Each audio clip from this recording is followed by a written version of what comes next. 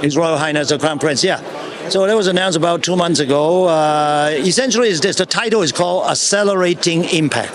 So it means that we have been making impact, but we need to accelerate. So that's really the gist of the story. So, but it's not changing our basic mission or vision. That remains the same.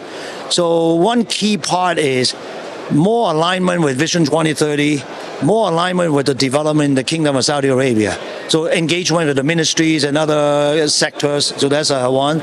The other one is to commercialize the great research that we've been doing.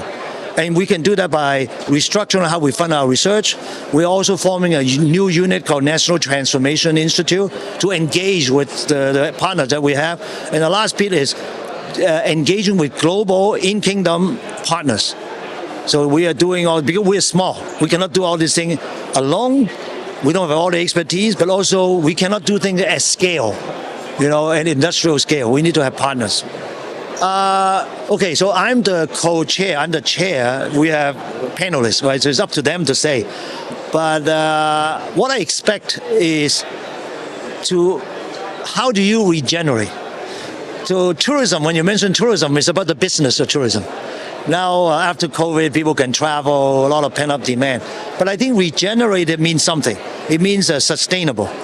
It means you don't ruin the place you visit for future generations. It's not easy to do. So, for example, when you have to take a plane to go somewhere.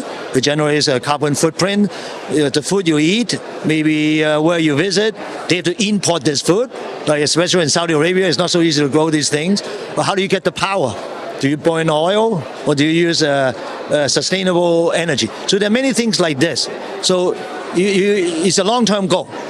But I also think that the demand for tourism, the new wave of tourists, they are different from the tourists of the past, especially the young generation.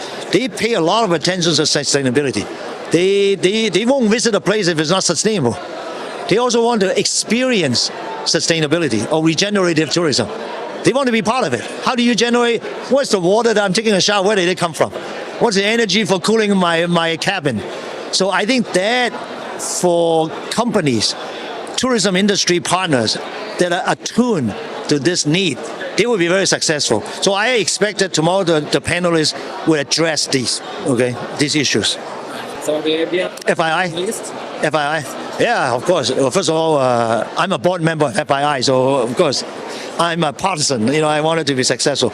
And I have attended maybe 6 or 7 times since 2018. So I have watched the evolution.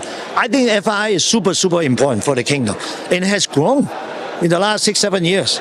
Today, what I heard, this is more participant than at Davos. So for example, you can see the people here. They're coming from all around the world. Like this session this morning, I went to many people from Wall Street, but people from China, for example, are here. Many Chinese companies are here. So I think as the kingdom is modernizing itself, as it try to leverage between East and West, after all, Saudi Arabia is Middle East, but also in West Asia. So you try to do that. This is a fantastic platform. You can see the response. People from around the world notice this.